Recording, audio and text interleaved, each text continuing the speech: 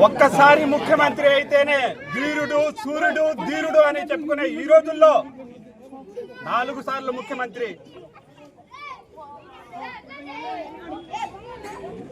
5 సంవత్సరాల పాటు ముఖ్యమంత్రిగా ఉంటేనే తోపు ఊపు అని చెప్పుకునే ఈ రోజుల్లో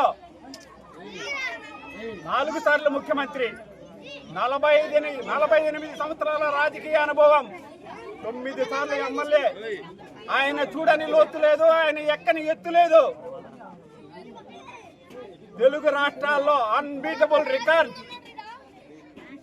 ట్రైబర్ వాళ్ళు పెట్టిన, జైల్లో బంధించిన, ఓడిన గెలిచిన అవతల ప్రత్యర్థి మారాడు కానీ యువతల వ్యక్తి మారలేదు. అదే ఆయన వ్యక్తిత్వం.